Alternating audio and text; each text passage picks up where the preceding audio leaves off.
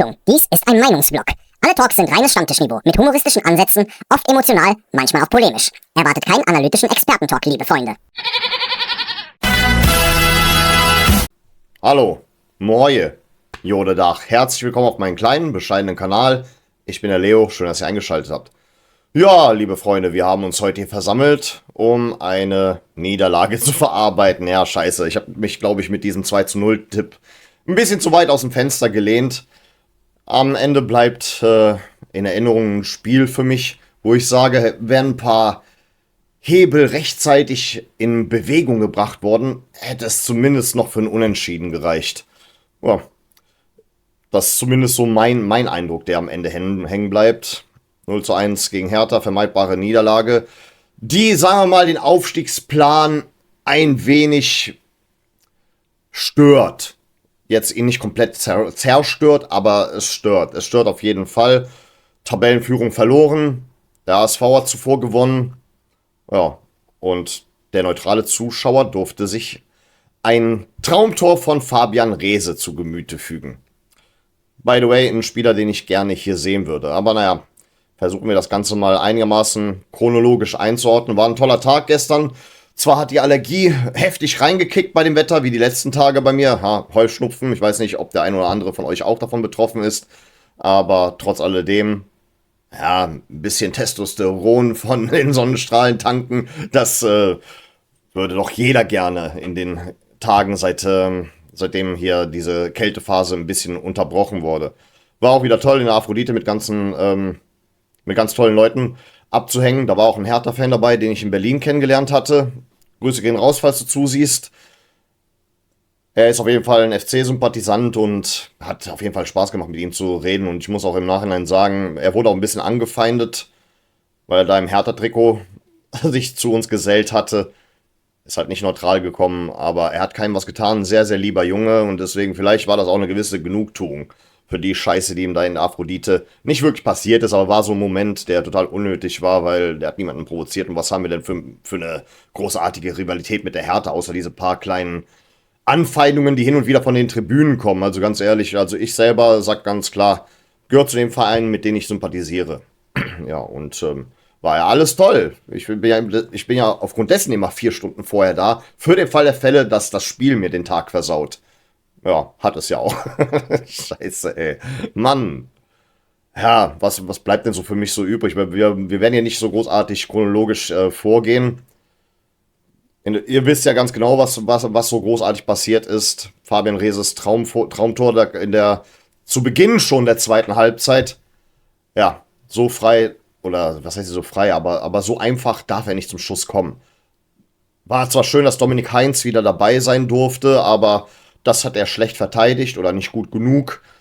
Aber naja, er hat seine Chance genutzt. Und vielleicht hatten wir wirklich Glück, dass Reese nicht voll einsatzfähig war oder auch teilweise gar nicht einsatzfähig war in den Spielen zuvor. Für mich selber bleiben auch ein bisschen so ein paar Coaching-Fehler im Hinterkopf.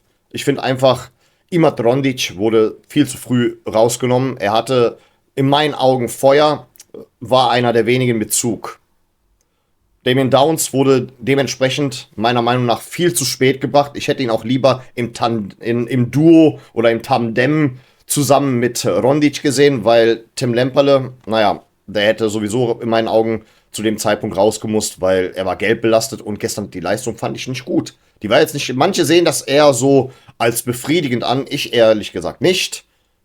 Ich sehe in Lemperle nicht den Spieler, den ich in der Hinrunde gesehen habe, die Lebensversicherung. Das hat sich hier nicht erfüllt. Gefiel mir gestern gar nicht. Also ich finde, er hat zwar immer mal wieder versucht, für Unruhe im Strafraum zu sorgen, aber das war mehr so semi-gut. Es hatte wirklich nicht genug Gefahr ausgestrahlt. Ich finde einfach, Struber hat ein bisschen in einigen Punkten mit seiner Wechselpolitik das Spiel vercoacht. Da muss ich ihn in dem Punkt wirklich anzählen. Einfach nach dem Gegentor kam meiner Meinung nach zu wenig, kein Aufbäumen, keine klaren Ideen. Ja, was mir dann noch so auffällt im Offensivspiel, unsere Schwächen, wir haben viel zu viel auf hohe Bälle gesetzt. Viel zu oft hohe Bälle reinflanken, schauen, ob der Ball beim passenden Spieler landet und dann ist Toni Leistner da mit seinem Bumskopf und verhindert das Ganze. Ja, Toni Leistner hatte gestern auf jeden Fall jedes Mal einen Schlüssel zum Erfolg gehabt gegen uns, hat einfach nur sein Köpfchen hingehalten und das war's dann. Und trotzdem haben wir es immer wieder versucht. Wir hätten vielleicht ein bisschen mehr durch die Mitte spielen sollen. Gab ein paar Versuche, insbesondere später mit Downs, aber die sind uns dann halt, glaube ich, misslungen. Nicht, glaube ich, so. Sie sind uns misslungen und die Versuche kamen auch zum späten Zeitpunkt, meiner Meinung nach. Ja, die beste Chance kam in der 55. Minute durch Luca Waldschmidt, durch so einen Volley-Schuss, aber sonst haben wir kaum Gefahr ausgestrahlt. Ja, und dann noch hier die letzte Szene, 90. Minute plus 4. Flanke von Florian Kainz, der auch eingewechselt wurde. 3 Spieler verpassen gleichzeitig im Fünfer ihre Möglichkeit und naja. Aber auf jeden Fall positiv zu erwähnen, Julian Pauli hat doch sein Comeback gefeiert. Erstes Spiel seit November. Ich fand ihn relativ stabil. Naja, und wir wissen ja, er hat ja keine Schuld, dass das Spiel am Ende so ausgegangen ist. Ja, und ja klar, Downs schon erwähnt, hat auch sein Comeback gefeiert, hatte ein paar gute Aktionen, insbesondere in Minute 86 aus dem spitzen Winkel, aber das war's dann auch. Naja, was sollst du machen? Timo Hübers war gestern übrigens auch wieder nicht dabei, wegen seinem Infekt. Aber naja, ich finde Martel eigentlich ganz gut auf der Position. Es war im Nachhinein nur ein Gegentor. Ja, und so mein Ausblick auf den Rest der Saison, ich sag mal so, mit einem vorzeitigen Aufstieg, das wird schwer. Ich wäre gerne vorzeitig aufgestiegen. Ich würde gerne vorzeitig aufsteigen. Ich weiß nur nicht, inwieweit das im Bereich des Möglichen liegt, dass vielleicht schon, ja, beim vorletzten Heimspiel gegen Jan Regensburg, das dürfte doch das vorletzte Heimspiel sein, wenn ich mich nicht irre, irgendwie vielleicht umzusetzen. Das wäre nach einem Sieg vielleicht möglich gewesen. Das Ding ist einfach, Leute, ja, ich glaube, wir könnten aufsteigen. Ja, auch wenn ich immer mal wieder skeptisch dem gegenüber bin, aber ich glaube schon, wir könnten aufsteigen. Es zeichnet sich ja ab in der Tabelle. Wir bleiben ja auch noch weiterhin auf dem Aufstiegsplatz, aber jetzt haben wir nicht mehr dieses Polster. Wir brauchen nur am Freitag verkacken und schon sind wir wieder auf dem Relegationsplatz. Je nachdem, wie die Gegner spielen. Übrigens, später spielt noch der 1. FC Kaiserslautern.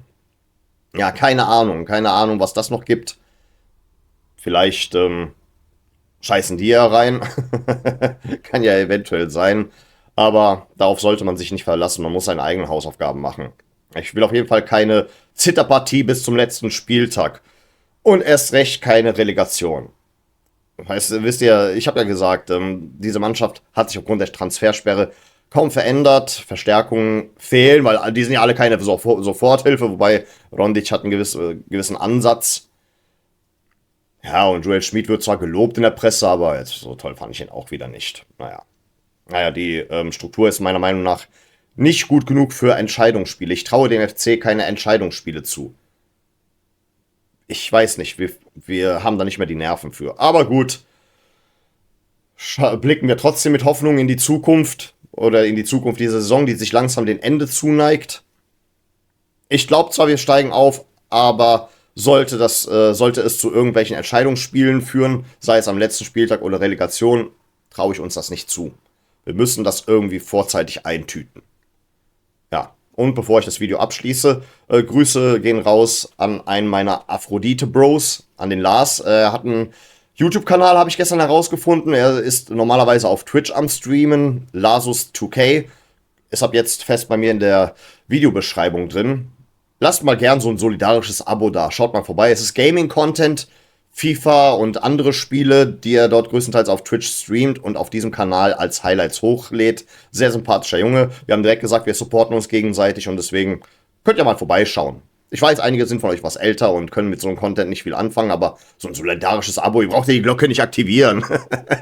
Aber gut, das ist das, was ich für den Jungen tun kann und mache ich gerne. Man sollte sich da connecten, weil Leute wie er und ich werden gerne mal belächelt, wenn man nicht irgendwie in so Sphären wie ein Montana Black sich bewegt, so als Beispiel, oder Papa Platte. Aber gut, das war's dann erstmal für diese Woche. Wir sehen uns dann wieder beim nächsten Video. Und mehr bleibt mir dazu nicht zu sagen. Gebt die Hoffnung nicht auf. Ich habe es oft genug getan.